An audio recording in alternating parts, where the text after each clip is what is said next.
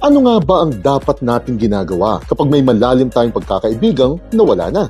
Attorney G, anong gagawin ko kung hindi na kami magkaibigan ng BFF ko? Ito ang maipapayo ko sa inyo. Una, forgive and ask for forgiveness. Bibihirang nagtatapos ang isang malalim na pagkakaibigan na walang may nagkasala o may nagkulang man lang. Kaya maging tapat muna kayo sa sarili ninyo. Kung kayo ang may atraso, matuto tayong humingi ng tawad sa nasaktan nating kaibigan ito. At kung kayo naman ang naapi at nasaktan sa sitwasyong ito, matuto tayong magpatawad para sa ikatatahimik ng ating puso. At gawin po natin ito kahit hindi pa pinapatawad tayo o kahit hindi pa humihingi ng tawad ang kabilang partido. Kailangan po nating respetuhin ang sariling timeline o oras kung kailan magiging handa ang kabilang kampong harapin kayo at ang issue ninyo. Pangalawa, remain neutral. Ang kadalasang nangyayari kapag nagtatapos ang isang malalim na pagkakaibigan ay napipilitan ngayon ang mga ibang kaibigan ninyo na magkampihan. Hanggat maaari po ay ito ay ating iwasan. Huwag po nating pipilitin ang mga common friends natin na pumili sila kung sino ang kakampihan nila sa inyong dalawa. Hayaan na lang po nating gumalaw ang tadhana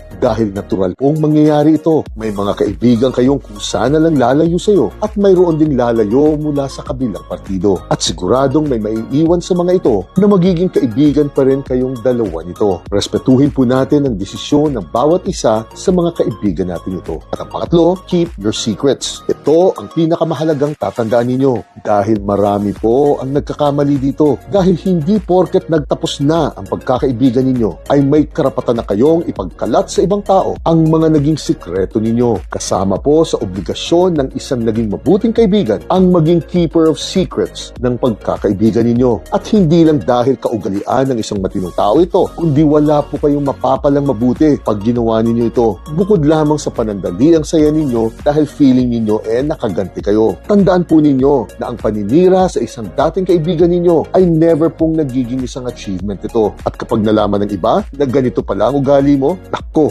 wala nang magtitiwala sa iyo. Ang pagtatapos ng isang pagkakaibigan ay normal na nagaganap sa buhay ng isang tao, lalo na kapag tumatanda na tayo. Kaya napakahalagang malaman ninyo tamang pag-handle kapag nangyari ito sa inyo. Chinel.